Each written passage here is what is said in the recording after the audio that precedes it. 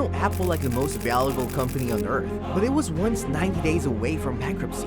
What happened then? How the hell did that same company end up being worth over $3 trillion today? We gotta rewind way back to the year 1984. Apple was still experimenting and wearing its rebellious phase. They had recently dropped the Macintosh, the breakthrough computer at the time. Slick design, visual interface, comfortable to use, and didn't need you to memorize code. It was the future. People were hyped. But behind the scenes, it was all chaos.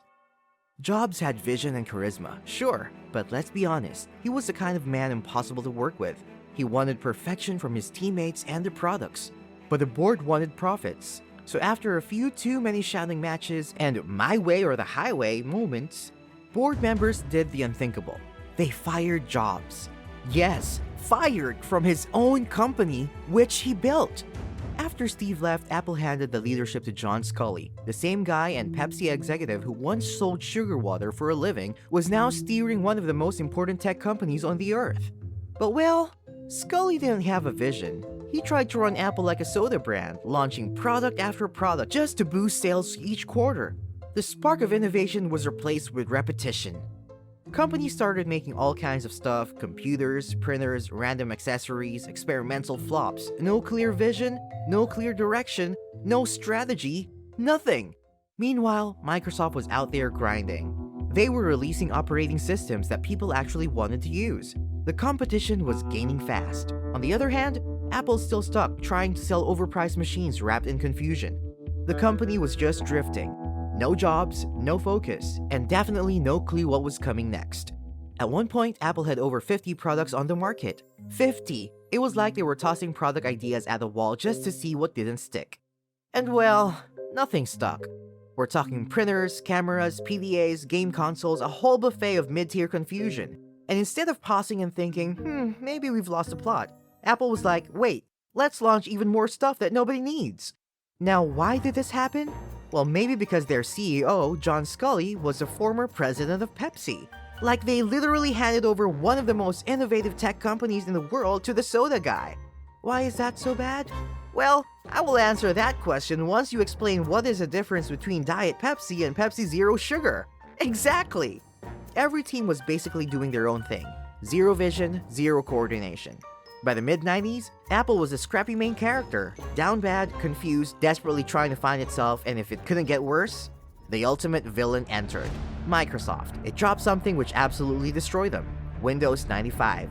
Sleek interface, smooth multitasking, actual usability, and it ran on literally every PC in existence. This wasn't just competition, this was Apple's nightmare. The world was moving on, and Apple still stuck trying to figure out which of its 50 random products it should pretend to care about that week. Clunky, confusing, overpriced, and ugly. And the fallout was immediate. So now, suddenly, Windows PCs could do everything an Apple computer could do, but faster, better, and cheaper. By 1995, Microsoft had over 90% of the market, and Apple's market share fell below 10%. Their stock was down 80% since 1984. Like, what else could go wrong after that? Guess everything. Apple was sitting on over $1 billion in unsold inventory. That's $1 billion worth of computers collecting dust in warehouses. It was literally free fall at this point. Investors bailed, consumers disappeared, the company was 90 days away from bankruptcy. No one had a plan. Apple was failing. The then CEO of the company, Gil Amelio, had no choice but to decide to bring Steve Jobs back. Steve knew the company was spiraling, and if Apple was going to survive, it needed more than a fresh coat of paint. He understands that the company was standing on the edge of the cliff, and if something didn't shift immediately, it was heading straight to collapse. Apple had over 50 products on the shelves, from printers to CD-ROM drives that even Apple employees didn't know they existed. It was chaos, a storm of many disconnected ideas. Jobs wasn't here to reorganize, he was here to rebuild. So he deleted almost everything. Around 70% of Apple's entire product line was erased. Printers canceled. Side projects deleted. CD-ROM drives sent to the trash. Steve saw something no one else did. He saw the future where design, simplicity, and features were the whole point. He understands that company needed more than a product. They need to do what no one has done before. Meetings turned savage. People were fired, projects axed, but finally, Apple had that. So in 1998, that vision began with a product you might know, the iMac, teal-colored bubble of hope. It looked nothing like the world had seen before and came with one cable. It had no floppy drive, no boring design, and built-in internet. And it was able to run GTA 5. Just kidding. People bought it not just for what it did, but for how it made them feel. The iMac flew off the shelves, and just like that, Apple was back. A year later, in 1999, they dropped the iBook, a bright-colored, stylish, curved laptop which changed the portable computers industry forever. The iBook had something no laptop had ever before. It came with built-in Wi-Fi, no external modems, no cables, just a laptop. This was the debut of Apple's airport technology, and it was low-key wizardry in 1999. You could literally walk into a coffee shop, open your iBook, and connect to the internet wirelessly. The idea that you could just take your computer anywhere and instantly get online was groundbreaking, revolutionary. In 2001, Steve Jobs noticed that more and more programs for working with music on compact discs were appearing on the market. And at the time, if you wanted to listen to music, you needed a CD player. But, to be honest, it looks like shit. Clunky, ugly, slow, confusing to use device that was just trash. Steve realized that the company needed its player. It had to be simple, cool, and easy to use. And they've released a device, a gadget that has revolutionized the way we think about portable music. So on Apple's stage, Jobs introduced a device that would change the music industry with the slogan, 1,000 songs in your pocket. It was the iPod. White, sleek, portable device which you can take with you anywhere. Running? Check. Crying? Check. Rage walking after a breakup? Check. And it just worked. Plug it into iTunes on your Mac, sync it up, and you're done. But the iPod wasn't just about the music. It was about Apple's first ecosystem. Apple by now had tapped into every major industry they could have, possibly. Or that's what the world believed. Behind the scenes, Apple was developing a device that was going to redefine not only the industry, but completely change the way we live forever. The year 2007. Steve Jobs walks onto the Macworld stage and boom, he introduced the iPhone. It was a phone nobody's seen before. It had a multi-touch screen, no physical keyboard, a full web browser, and an intuitive interface.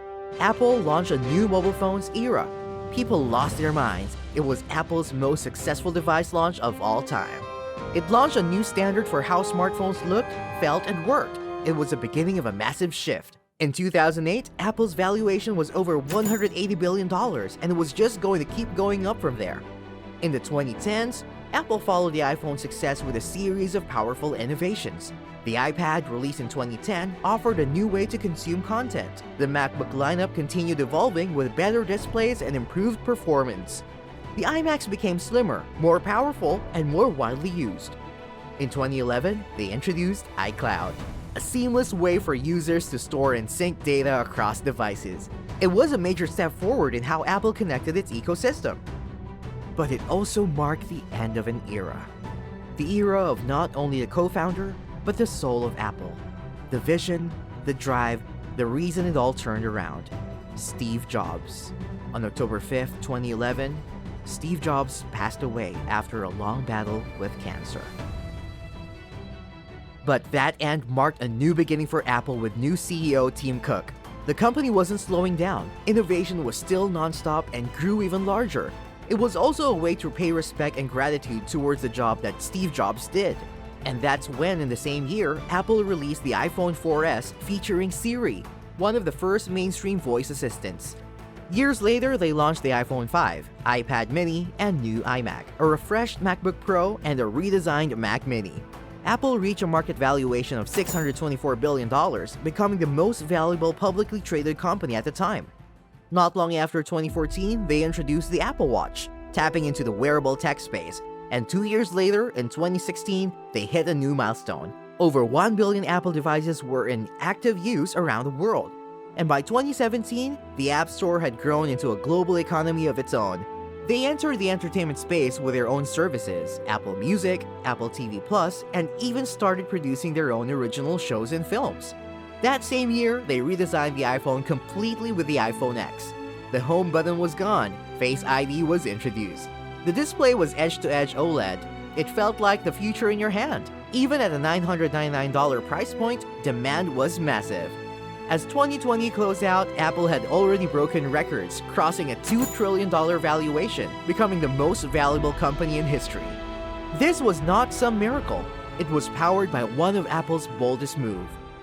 In 2020, company made another major shift. After years of using Intel chips in its Macs, Apple introduced their own processor, the M1 chip. The M1 machines were faster, more efficient, and had significantly better battery life than anything they'd built before. And because they weren't buying chips from another company anymore, prices actually dropped. It marked a new age for the Mac lineup and made Apple even more competitive in the computing space. Over the next few years, Apple continued refining its product lineup. At the same time, services like iCloud, Apple Music, and the App Store became a major part of the business. That momentum pushed Apple to a milestone no company had ever reached. Apple was officially the first company in history to hit a $3 trillion valuation in 2022. And just when it seemed like Apple had peaked, they shift focus again towards wearables, AI, and technologies that felt like science fiction just years ago. Apple had never disappointed since, and it continues to keep going up from there.